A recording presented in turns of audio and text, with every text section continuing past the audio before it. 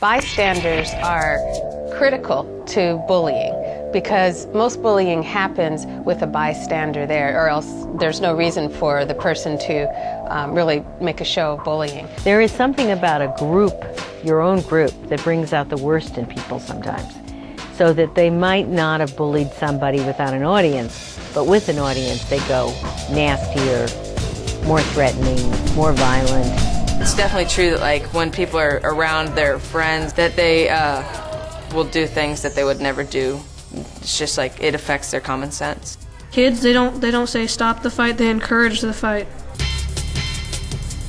Most of the bystanders might be standing with the bullier, the person that's doing the bullying, maybe half of them.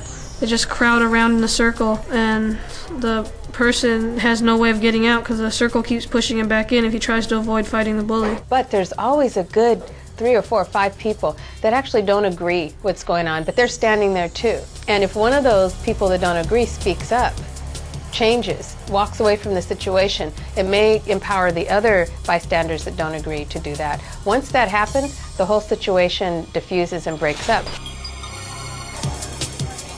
It's a tough thing to intervene between a bully and his target, and I wouldn't advise it all the time. Some bullies are dangerous. But this kind of bullying that happens all the time, of calling somebody a name or, making fun of them to their face or stuff, I think you can intervene with that. And you could say, that person's a human being and they deserve not to be harassed. Inside you feel like, of course, you should probably say something and say, like, oh, you guys, that's not right. But only rarely do people actually stand up for what's right. Particularly if you have status, if you're a high status person in your group, and people know when they are, the kid who's the athlete, the girl who's the cheerleader, the person who's president of the class, the person who's editor of the yearbook. I mean, those people can intervene and say, you know what, we're not going to do that to this person.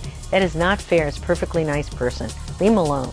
I try to stand up for them, even if, they want to fight their own battles. If you do that, that's the thing you're going to remember 30 years from now.